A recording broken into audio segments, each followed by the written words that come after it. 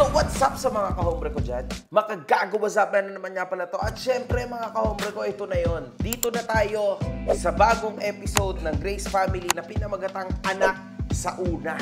Alam ko na to, alam naman ng lahat ng taga-subaybay ni Merc kung sino ba yung anak sa una ni Pam. So exciting to, man. Nilabas niya na to back in the day. So tunghayan natin, okay? Eto mga boss, patuloy pa rin ang paghabol ni Merc, no? Napanood naman na natin lahat to. Patuloy pa rin ang habol ni Merc kay Pam. So, ewan ko na ba dito sa aking kaibigan?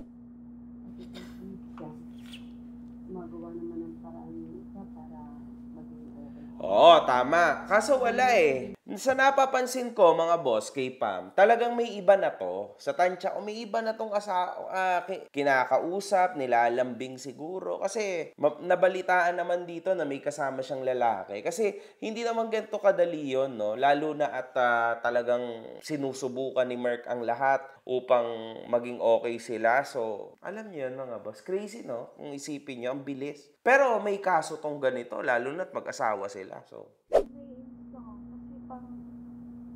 Lalo yung pinalalala yung mga sitwasyon na wala naman siyang ginagawa para maayos kami.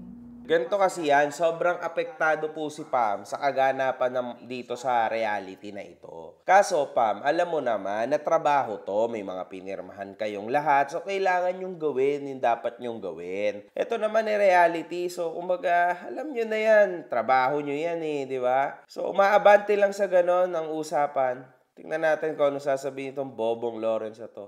Para sa akin, dapat hindi na kinakausap ni Tita si Pam. Kasi lalo lang naman lalaki yung ulo ni Pam. Ang mga babae pa naman. Yung kagaya ni Pam, lalo na yon. Naku, pin na pin nila na magaganda sila. Kahit naman average looking lang naman sila. Tumawag sa akin si Mama. Kinausap daw siya ni Medyo makapal naman ang mukha nito na lalaking to si Lawrence. Kupal din eh. Kasi meron daw silang outing ni Labi at Be. Tapos ako daw muna yung gumamit ng Raptor. And sa akin daw muna ulit si Wolf tsaka si Mama. Siyempre, lahat ng sa akin, patay ka, yari ka niyan, Merc. Lalabas, aalis. So, ito, nagbanding sila ng anak niya. Nagpahatid talaga kami kay Merc no nakaraan. Siyempre, uuwi yung BFF ko. At total, hindi naman talaga nakikinig sa akin si Merc. Hindi ko na rin talaga sa kanya sinabi na uuwi na talaga si Pam. Exciting! Nakakainis si B kahit kailan. Ko kasama, kahit nakakakonsensya itong ginagawa ko, trabaho lang, walang personalan. Ikaw ba naman, bayad ka monthly? 40K. Okay lang sana kung may pabono si BFF eh. Kaso wala. Kahit plus 15K lang, payag na ako doon. Kasama niyo pa dyan si Sean. Pagkakaperahan na naman ni Merc. Kami nasa po ngayon si Tito Merc. Ba't po natin siya hindi kasama ngayon? Nag-awat po ba kayo? Ipapaliwanag na lang sa'yo na Tayo ngayon, magsisaya tayo. hayaan mo na huwag ka na masag.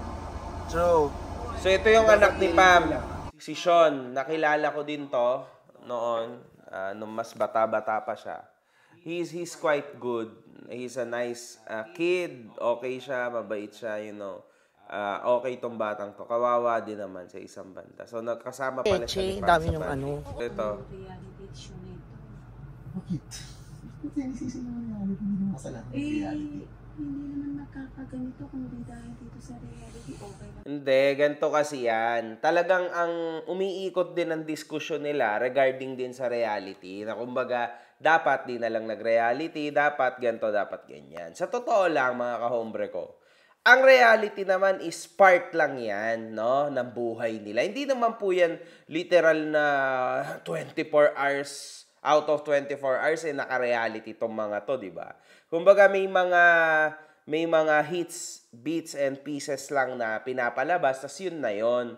Ngayon, para sabihin ko sa inyo, syempre po, tita, hindi naman po masama itong ginagawa. Kasi trabaho ito eh. Di bali na lang ba kung hindi ito pinagkakakitaan? Siyempre pinagkakakitaan to, sumalaga to. Plus yung fame, para sa inyong lahat to. Itong reality show na ginagawa ng aking kaibigan na si Merc.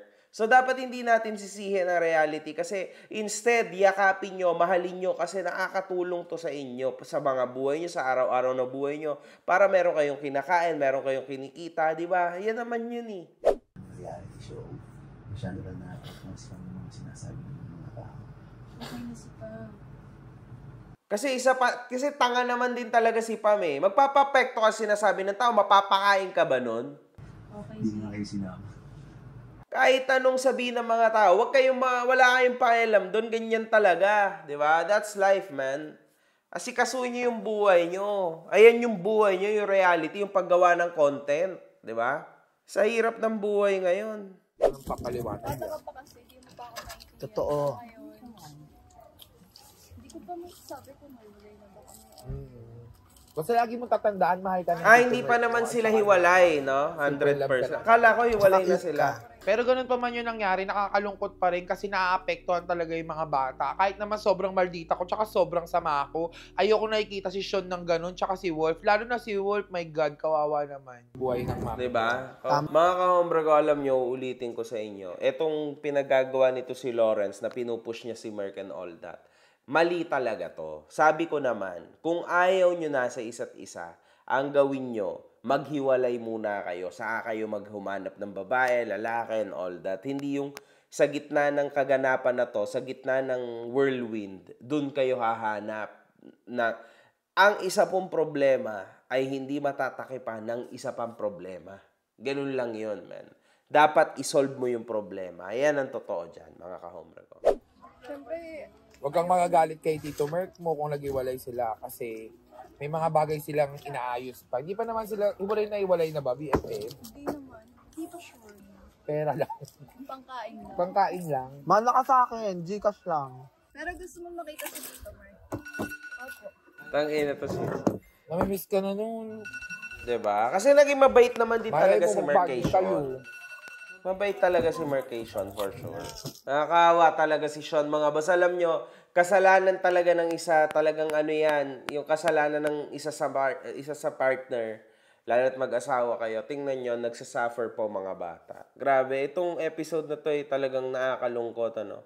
So dito, nalaman ni Merck na may kasamang lalaki, si Pam. Tapos, dali-dali ito si Merck ngayon na pumunta doon. Saktuhan lang naman si Pam eh. Sa akin nga, hindi siya pasado eh. Ewan ko sa best friend ko eh. Bakit nagkaganyan yan? Ewan ko anong ginawa niya dyan. Pero ako, doon pa rin ako sa best friend ko. Alipin ng pag-ibig yon. Minsan nga, napapagkamaran ko ng bakla sa sobrang loyal eh. Hindi ko alam kung totoo ba o nagjo-joke lang sila. Pero kilala ko si Be. Hindi siya magsasabi sa akin ng kasinungalingan. Kaya pagkatapos ng tawag namin, niyakag ko agad si Dave at si Lawrence para magpunta kami ng Zambales. Bilang respeto sa BFF ko, syempre ayokong pangunahan yung mga desisyon niya sa life. Pero, support pa rin ako. Kaya naman, yung secret namin, sa amin na lang yan. Habang mapunta kami ng Zambales, walang ginawa si Lawrence kundi pigilan ako ng pigilan. Para ka mag-drive. Ba't ba katal na katal ka pumunta ng Zambales? Kahit naman yung sitwasyon ko, Dito sa part na to, may tama din si Lawrence kasi parang sobrang mali ni Merck dito na susugod siya para bugbugin yung kung sino man yung kaibigan ni Pam, 'di ba? Tapos dito nagkaroon sila ng bonding. Tapos dito finally nakausap na ni Merck si Sean. Wala naman masyadong special dito, pakinggan natin. dapat natin yung mga obligasyon natin. Oo, sa Grace gawin niya Family. naman ang tama. Hindi natin to ginagawa. Dito, pinagsasabihan ni Merck yung dalawa kasi bakit nila pinayagan na may kasamang lalaki, bakit ganito, ba't ganyan, naggagawa si Merck ng rules para sa Grace family, no? In this case, nasa posisyon naman talaga si Merck because si Merck yung pinaka-head ng Grace family, di ba? Yun nga lang, parang hindi sumusunod si B at si Ben naman. Kung walang pera, wala. So, parang ang gulo. Ang pangit yung sitwasyon ni Merck. Take-off video lang. Grace family means we're family. Kaya saan tayo magpunta dapat nag-video tayo. O, ayan. Gets nyo? Hindi pwede Obligatory. basta-basta na lang. Obligatory sa pera. O. Guys, si Mama gusto itigil yung reality show. Pero kaya gusto. Nag-meeting tayo eh. Nag-usap kami ni Mama. Gusto si Mama itigil yung reality show. Same as you guys, gusto niya itigil. Pero ayoko. Bakit natin paulit-ulit kailangan sisihin yung nangyayari sa reality show? Ano bang mali ng camera? Anong mali ng editor? Anong mali ng YouTube? So, bali umikot ulit doon, mga boss, ang diskusyon ni Merck kasama sila Aviona and B. At si Lawrence. Para sa akin, hindi naman dapat itigil ang reality show. So, actually, yun lang, no? Medyo konti ang ibinigay sa atin na content this week ni Merck. Literal na pinakita niya ng konti si Sean. Tapos ganito. So, yun lang. Tingnan nyo, sino ba ang tama, sino ba ang mali sa episode na to. Anyway, mga kahombre ko, wala masyadong issue, so wala akong masyadong content today. So, yun lang. One love. Good fucking vibe.